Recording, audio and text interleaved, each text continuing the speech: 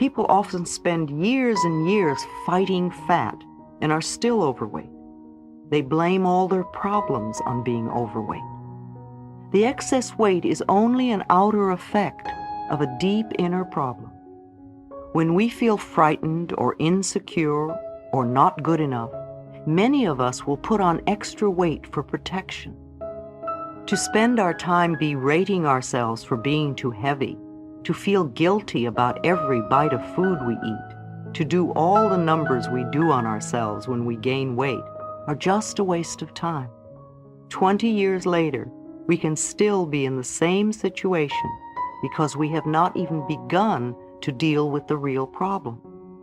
All we have done is to make ourselves more frightened and insecure, and then we need more weight for protection. So I refuse to focus on excess weight or on diets.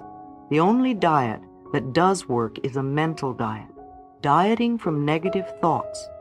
I say to clients, let's just put that issue to one side for the time being while we work on a few other things first. They will often tell me that they can't love themselves because they are so fat, or as one girl put it, too round at the edges. I explain that when we begin to love and approve of ourselves, it's amazing how weight just disappears from our bodies.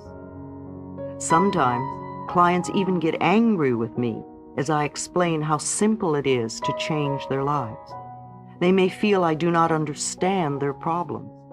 One woman became very upset and said, I came here to get help with my dissertation, not learn to love myself. To me, it was so obvious that her main problem was a lot of self-hatred, and that this permeated every part of her life, including writing her dissertation. She could not succeed at anything as long as she felt so worthless.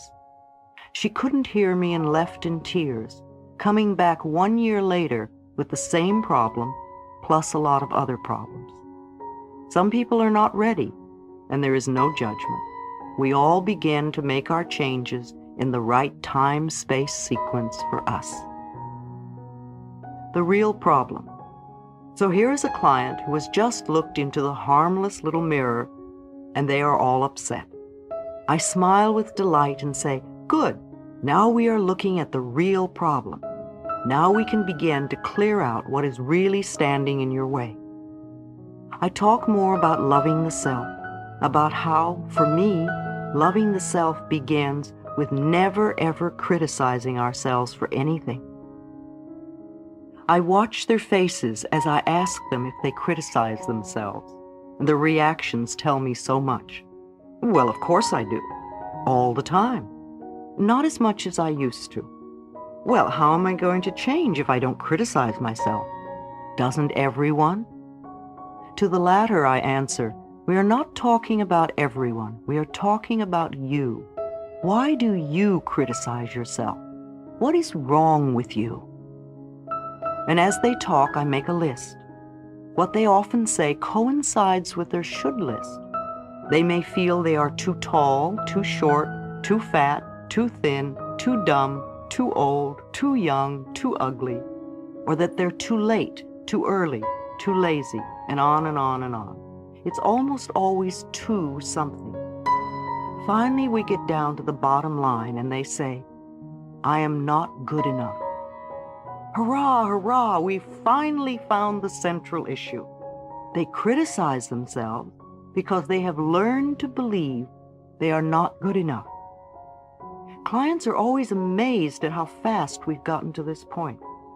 Now we do not have to bother with any of the side effects like body problems, relationship problems, money problems, or the lack of creative expression. We can put all our energy into dissolving the cause of the whole thing, not loving the self.